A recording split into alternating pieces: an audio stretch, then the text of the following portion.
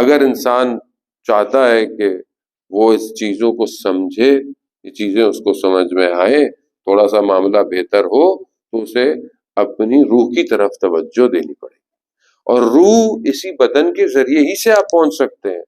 آپ یہ نہیں کہہ سکتے کہ مثلا میں بھوکا پیاسا رہ لوں، میں پہاڑوں پہ چڑھا جاؤں، میں جو ہے وہ جنگلوں میں نکل جاؤں اور راہب بن جاؤں اور دوسرے مذہب کی طرح گھر کو چھوڑ دوں، بچوں کو چھوڑ دوں، بیوی کو چھوڑ دوں۔ تو یہ اسلام ایسا مذہب نہیں ہے۔ دو بھائیوں کا مشہور واقعہ، ایک جو ہے وہ پہاڑوں پر قلبے میں رہتا تھا، عبادت کرتا تھا، ایک بھائی بازار میں رہتا تھا، دنیا میں رہتا تھا، اور یہ جو بازار والا بھائی تھا جس کی دکان تھی، یہ اکثر پہاڑوں پہ اپنے بھائی کی حال احوال پوچھنے چلا جاتا تھا۔ وہ وہاں پر عبادتیں اور سب کچھ کرا۔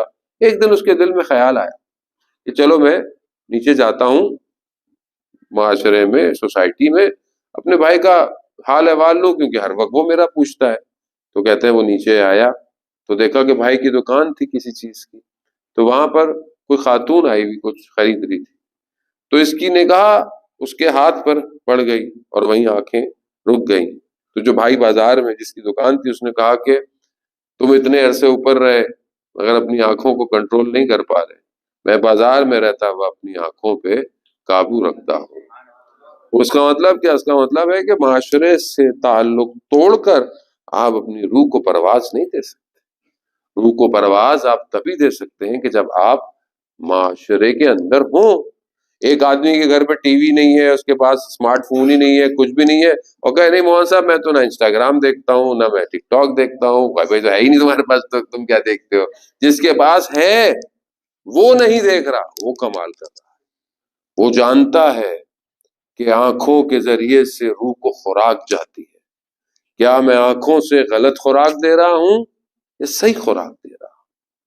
جیسے کہ آپ نے قرآن کا ذکر سنا، ابواب کا ذکر سنا، علم کا ذکر سنا، خود علم ظاہر ہے اس قلب پہ نہیں اتر سکتا کہ جو دنیا کے اندر مصروف ہو، جو دنیا کے اندر چیزیں، ہر چیز اثر ڈالتی ہے۔ آپ کو پتا ہے کہ انسان کی جو، اس لیے جو روزہ ہے یہ ساری چیزوں کو ہمیں کنٹرول کرنے کی توفیق دیتا ہے، کیونکہ روزہ صرف بھوکا پیاسا نہیں ہے، یعنی انسان کی جو چیز باڈی میں جاتی ہے، ٹنلز ہے نا، آنکھیں ٹنل ہے، زبان البتہ آپ بولتے ہیں مگر یہ بھی اندر جاتی ہے، جو آپ بولتے ہیں اس کے اثرات آپ کی روح پر پڑتے ہیں، جو آپ سنتے ہیں یہ بھی آپ کی روح پر اثر ڈالتے ہیں، جو آپ کھاتے ہیں یہ بھی آپ کی روح کے اوپر اثر ڈالتا ہے، ہاتھوں سے چیزوں کو ٹچ کرتے ہیں یہ بھی آپ کے روح پر اثر ڈالتا ہے۔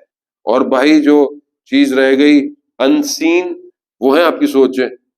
آپ کی سوچیں بھی اگر غلط ہے تو آپ کی روح کے اوپر افیکٹ کرتی ہیں۔ اب آپ نے ان سارے چینلز کو کیا کرنا ہے؟ فائر وال لگانی ہے کہ ہر چیز اندر نہ جائے۔ بعض اوقات منہ سے جملہ نکلا ہوا انسان کی روح کو دبا دیتا، منہ سے جملہ دیتا۔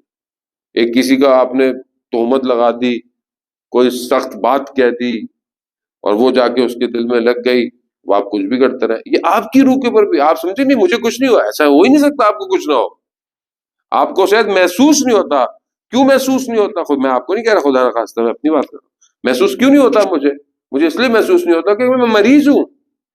مریض کو تھوڑی محسوس ہوتا ہے اچھے کھانے کا ذائقہ کیا ہے، تو مریض ہے، اس کے سامنے دنیا کی لذت رکھتے ہیں، وہ مریض ہے، اس کو تو ذائقہ ہی نہیں پتہ چل رہا۔ ہمیں بعض اوقات اپنی مشکلات کا احساس کیوں نہیں ہوتا؟ کہ ہم مریض ہیں۔ جو انسان ذرا سا بھی بہتر ہوتا ہے، جان محترم بغداد کے بازار میں آگ لگ گئی اور دکانیں جل گئیں۔ ایک شخص جس کی دکان نہیں جلی، اسے پتہ چلا کہ بھائی ساری دکانیں جل گئیں، تمہاری دکان نہیں جلی۔ اس نے کہا الحمدللہ، میری دکان نہیں جلی، الحمدللہ۔ بس جیسے اس نے الحمدللہ کہا اسے احساس ہوا مگر دوسرے لوگ مسلمان نہیں تھے، جن کی دکانیں چلی۔ اس ایک جملے پر کئی سال وہ کریا کرتا رہا، روتا رہا خدا کی بات کہ میں نے ایسا جملہ کیوں ادا کیا۔ بہرحال وہ انسان کیونکہ پاک ہو تو اسے اندازہ ہوتا ہے کہ وہ اپنے منہ سے کیا بات کہہ رہا ہے۔ جانے مشہور واقعہ آپ نے کاظم کربلائی کا سنا ہوگا، قم المقدسہ میں جو ایک قبرستان ہے قم نو، وہاں پر ایک مقبرہ ہے کاظم کربلائی کا۔ کاظم کربلائی جو تھا وہ کم کے قریب ایک گاؤں کا رہنے والا شخص تھا، اور کھیت اور ایگریکلچر کا کام کرتا تھا لوگوں کا. اور جب اس شخص کا کام بالکل نہیں کرتا تھا جو اپنی فصل سے جو ملتی تھی اس کو زکوٰۃ نہ دیتا، اور جو اس کو بھی حصہ ملتا تھا پہلے زکوٰۃ دیتا تھا، پھر اپنے گھر اس گندم کو، ویٹ کو، جو بھی ہوتی تھی اس کو لے کے جاتا.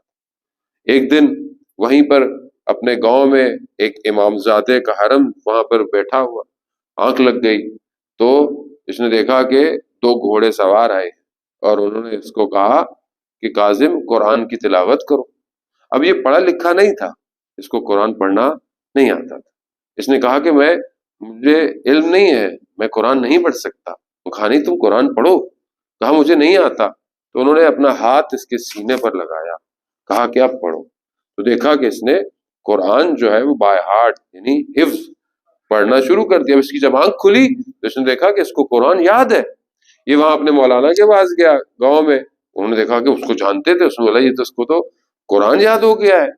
اس کو تو معجزہ اس زمانے میں آیت اللہ بروجردی ہوتے تھے کمر میں جو مراجع تقلید تھے کہتے ہیں ان کے پاس لے کے گئے اور اس سے سوال پوچھے گئے تو یہ سب بتائے. پھر اس کے سامنے کتاب رکھتے تھے، عربی کی کتاب جس میں قرآن کا پتہ نہیں چلتا کہ کون سی آیت قرآن کی ہے کون سی نارمل عربی ٹیکسٹ ہے. تو یہ صرف اس جہاں قرآن ہوتا تھا وہاں انگلی رکھتا تھا. تو اسے پوچھتے تھے کہ یہ تم کیسے کر رہے ہو؟ کہا جہاں قرآن ہے وہاں مجھے نور نظر آتا ہے. وہ کیونکہ باطن پاک تھا، صاف تھا، واجبات ادا کرتا تھا، لقمہ حرام نہیں تھا زندگی میں. جان محترم ایک جگہ کسی کے گھر کھانے پہ گیا اور دیکھا، واپس آیا تو دیکھا جو قرآن اس کو یاد تھا وہ بھولتا جا رہا ہے. اس نے بہرحال خود انگلی ڈال کر وامٹ کی، وہ جو کھانا پینا تھا باہر نکالا اور پھر پوچھا اس سے کہ بھائی کس کیا لے کے گئے تھے؟ اس کے مال میں کہیں شک تو نہیں تھا؟ مال اس کا کہیں خدا نہ خواستہ حرام یا کہیں واجبات خمس تو پے نہیں کرتا تھا؟ ابھی ہم لوگوں کو تو پتہ ہی نہیں چلتا، ہر چیز ہی کھاتے رہتے ہیں، نہ کچھ ہوتا ہے نہ کچھ بھولتے ہیں. اول یاد ہی کچھ نہیں تو بھولیں گے کیا؟